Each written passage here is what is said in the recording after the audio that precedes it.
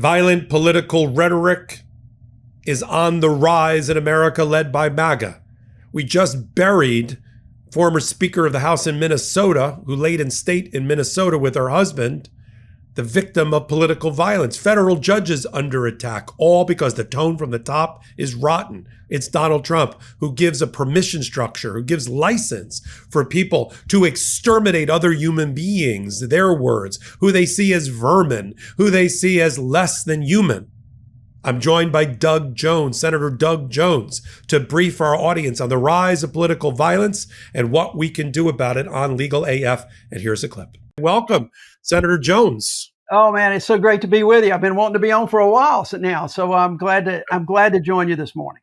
And for those that are now rushing to look up who don't already know your body of work, I can't think of a finer person to talk about the threat of Donald Trump and what is happening in America in terms of political violence, in terms of confirmation processes, in terms of the political rhetoric that's being adopted by Republicans than you. You were a Democratic senator from Alabama, of all things. First time in 25 years that blue dot shined, and you served in that role from 2018 to 2021. People may also know you as the U.S. attorney in Alabama who prosecuted the Baptist church bombing from 1963. Not that you were around then, but you revived a cold case about those black children, girls who were blown up in that bombing, and got a conviction on that when others thought it wasn't possible. You've been an advisor to President Biden, including about judicial nominations. And you currently, all you do, full-time job,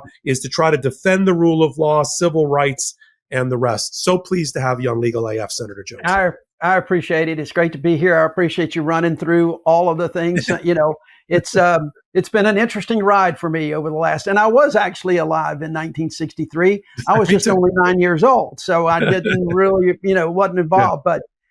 But that case involving the deaths of those four children was really, for lawyers, a remarkable journey. So let's dive in, Senator Jones. Let's talk about what you're observing in terms of the political rhetoric being used by the other side of the aisle.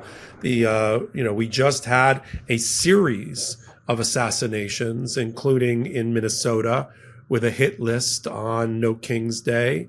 A week or so earlier, we had a couple of young Jewish Americans that worked for a political action committee being gunned down in the District of Columbia. We have federal judges who are being threatened almost on a daily basis, along with their families, with assassination.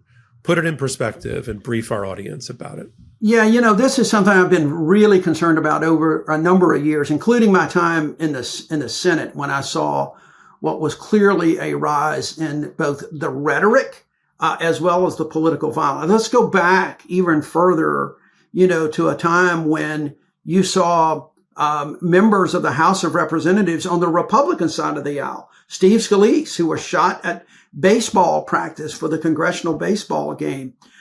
You've seen others. You saw January 6th.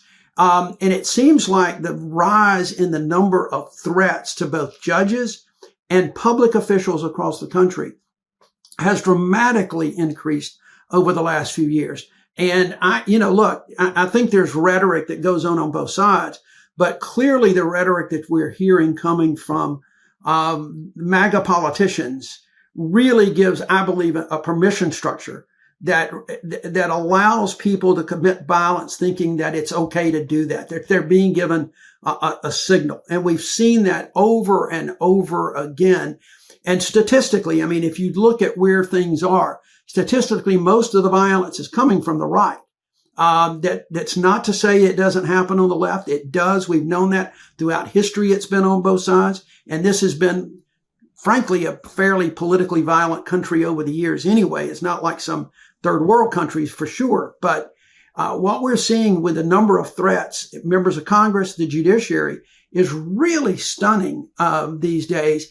And it is now being acted out in public. And it's not just, by the way, issues around race or religion, as you have seen, like with the Israel-Palestinian, Hamas, that controversy, the anti-Semitism, all that. That's I kind of put that in a political category, but it's in a different category. I think it is one that we've dealt with for centuries. We've still got to deal with it. But the political violence just between right and left is really what I think is incredibly disturbing, and that's on the rise. And look how quickly the MAGA Republicans tried to paint the assassin as being a Democrat because of his having been on some bipartisan panel with Governor Walz or whatever it is, when within, that was the headline when they grabbed the news cycle, but within a day it was obvious that he was a Trump MAGA person who was very concerned about end of days and taking out Democrats. Everybody in his car on the list was a Democrat. So talk about that, where the attempt by the Republicans and Donald Trump with his social media and publicity machine to try to step on the story and rewrite it in real time to take away from what is really a cracked set of MAGA right-wingers who are making these kind of threats against democracy. Yeah, and what you see in today's world, what you see is the perfunctory regret, the perfunctory sadness, the thoughts and prayers that go out, and then they just retreat to their political corners and start the whole rhetoric once again. I think you saw that from at least one U.S. senator, and it's to not just to shift the blame, but to really minimize the damage that is done by the political violence. The combination of taking the immigration issue and discussing immigrants as vermin and rats that need to be exterminated, things that need to be removed. The same is true. Tommy Tuberville did this recently with that, as well as Muslims. When you dehumanize any individual, a human being, there are people that are going to hear that a different way than what is expected in a normal ear. They're going to hear that in a different way, and they're going to think that it's okay.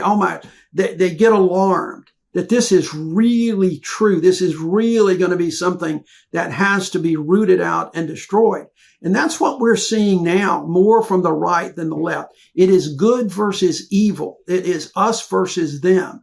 And when that kind of rhetoric comes out there are just those that hear that in a different way. And again, minimizing the violence, moving on from the violence, as well as stoking it to begin with, I think that's a double whammy. And that's what we're seeing here. You mentioned when we were at the top of the show, the church bombing case from 1963. That case resulted in large measure because we had a lawless governor from Alabama who basically said literally 2 or 3 weeks before that church bombing that what they needed to do to stop integration was to have a few first-class funerals. Okay. Those are dog whistle politics. You had Bull Connor in Birmingham putting fire hoses in dogs, demeaning people, saying those things. And the Klan at that time thought they could do pretty much whatever they needed to and get away with it. And guess what they did for 30 something years with regard to that bombing. We're seeing that same kind of mentality right now on steroids with the rhetoric from the right. And I'm going to tell you something. I don't think that so many of the people that engage in this rhetoric really intend for violence to occur. I really do not believe that.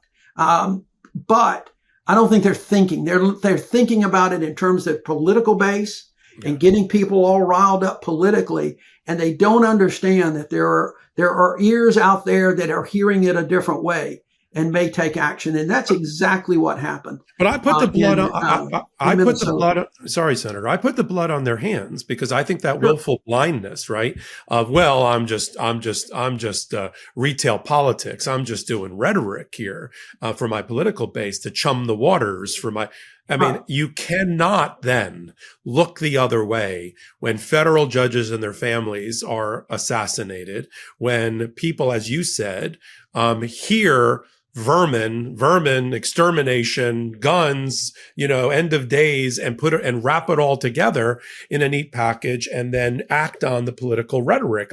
We as lawyers, we learned early on, there's First Amendment rights, but you don't get to yell fire in a movie theater and not be responsible for the aftermath. Yeah, no, I'm 100% with you. My point was, I don't think as people started this that they had that intent to do that. But at some point, when you see the results that occur with this kind of rhetoric, at some point you do have that blood on your hands. You do. Yeah. It may not be, the intent may not be there, but you can't be willfully blind to what's going on. And the second part of this is when you applaud a president who pardons violent offenders who on the one hand will criticize those doing peaceful protest in Los Angeles and sick hooded ICE agents on them, wielding whatever rubber bullets and whatever they can, and you put the blame on peaceful protesters, but yet pardon the very people that were literally attacking police officers, breaking through windows, breaking down barricades, doing all sorts of both harm to individuals as well as physical damage. That's also sending a message. It is sending a message to ardent political supporters that we've got your back. Support me however you deem appropriate, and I've got your back. It is a growing issue. And I completely agree with you about the blood on their hands. In employment law, we call it, if we're talking about a corporation, we'd be talking about tone from the top, right? Yes. So think of the tone, the death tone, the tone from the top with Donald Trump, a lawless president, a convict president, a rogue president who now swept himself back into power with no longer having anyone around him that will stop him from his worst instincts, right? At least in the first term, he had a few patriots that said, especially the lawyers that were like, no, or the Joint Chiefs of Staff generals that were like, no. But there's no. So it's all gas, no brake, right, Senator Jones, with this administration around him. Now, I assume you were there on the Capitol on Jan 6th. No, I had just left office. Oh, you just left office. 2 or 3 days left office. It was it was not only horrific to watch, from just a human emotional standpoint, but it was also so personal because the Senate floor to me, ever since I was a Senate staffer in 1979, for Senator Heflin, the Senate floor and those desks are just sacred ground for me and for so many others throughout history. There have just been, I just revere it, and to see it defiled the way it was defiled, not to even mention what was going on, to see Capitol police officers beaten with American flags.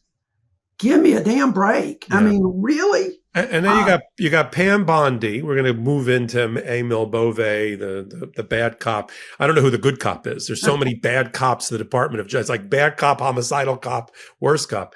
But you've got Pam Bondi, who sees absolutely no irony or nothing about her saying, if you spit on a National Guards person or a Marine, we're going to prosecute you to the highest degree under felonies. There wasn't spitting going on Jan 6th. People that were there that also in the police that also served in the military. One woman testified to the Senate and to the Jan 6 committee that it was like Fallujah. Yeah. This pitched battle, this medieval battle that was going on with makeshift weapons or real weapons, with an outmatched police against 2,000 people being led by former or current military to attack our cradle of democracy, that gets a pardon, including the people that federal judges, having heard the evidence, kept those people in jail under the rules that relate to pretrial detention. That was the Jan 6 choir that Donald Trump talked about. But if you have the temerity during your First Amendment expression to, like, if you get close enough to a law enforcement or to National Guard and some spittle comes out of your mouth while you're yelling, you're going to be prosecuted to the fullest extent. And we need to talk today, of course, about the elected officials that are all under attack by this administration, including arrest, indictment, and prosecution. Yeah, just think about let's just talk about liquid that is coming from someone to a law enforcement regard. You compare the spittle, even if it's intentional, okay, not accidentally, even if it's intentional, okay, which has happened throughout history where people do that. It's happened between members of Congress, for God's sakes, and compare that to pepper spray, to bear spray that we saw over and over. They came for the express purpose. There was, look, there were a lot of people on that mall that day that got caught up, that went in, that were taking pictures. I got no problem with folks like that getting some lenient, something, a little misdemeanor, trespass, and maybe even ultimately a part. I got no real problem with that. But the people that came loaded with pepper spray, loaded with bear spray, loaded with those things and other things to beat folks with, that was a plan. That was not something that just was spur of the moment problems. And so, I think that, right now, the Department of Justice, Department of Homeland Security, they're all just enabling and emboldening people that happen to agree with them. And if you don't agree with them, then you can be subject to arrest. You can be subject to investigation. And remember, this president is famous for investigating people as a way of destruction, regardless of whether they're ever convicted. It's the investigation. He's done it time and time again, or he's at least tried it time and time again. Well, so you we're had seeing a double standard. Sure. Yeah, you have Alina Habba, the acting interim U.S. attorney for New Jersey, announcing an investigation of the Democratic governor, two-time governor, Governor Murphy, and the attorney general for the state of New Jersey, Matt Plotkin. Again, right out of the Donald Trump playbook. They'll never prosecute them. They'll never convict them, but just casting this shadow over them it's all political hackism, right? It's all we're watching. Sure. It's political hackism, and it's also a tactic by strongmen, authoritarians, to try to chill the opposition, try to chill not just action, but words, to do everything to basically be able to stifle the opposition and keep them in check throughout the entire administration. And fortunately, though, we're seeing pushback now. I think people are getting their feet more firmly planted. And we're seeing the pushback that's going to be necessary from lawyers, from all walks, nonprofits, educational institutions, you name it. We're beginning to see that people are beginning to get fed up and say, no mas, no more. Yeah, we need people like you to lead, who have the historical context as well. One of the things I find when on hosting on Legal AF and bringing on guests is our audience is craving not only the briefing that we're doing right now for them, but also the historical context that sometimes get lost in the rapid fire news cycle of, we basically have resident historians in Sidney Blumenthal and Sean Willens, who have a show here on Legal AF called The Court of History, which which is a great premise, which is it's not the Supreme Court that's going to be the ultimate judge of what's happening right now. It's history. It's bending towards justice, as your book in the back there says, and the arc of history and where we fit in it. That gives our audience, I believe, hope, because what we've told them is, putting aside the federal judges that are being appointed and the Supreme Court that's going to be out of reach for moderates for a long, long time, unfortunately, while Trump is in office, that we can fix much of the damage that Donald Trump has done domestically, foreign policy wise, and to our brand of patriotism, if we can start returning checks and balance with the midterm election and beyond. I want to talk about Emil Bove, but I've seen some polling. This is something we didn't talk about, but I'm sure you're up to speed. I've seen some polling that suggests that the Democrats have a good shot at getting the House back.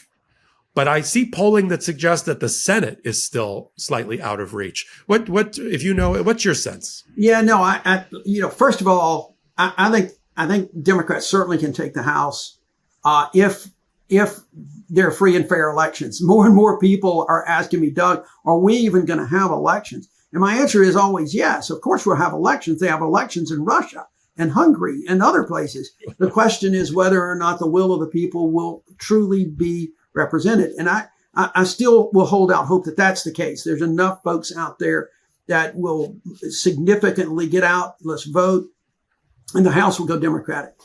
The Senate is a different matter. The Senate is going to be a lot closer. The demographics now are such that the Senate is going to be a lot more difficult every election cycle for Democrats to control. Population shifters moving, the red states are getting redder and the blue states are getting bluer.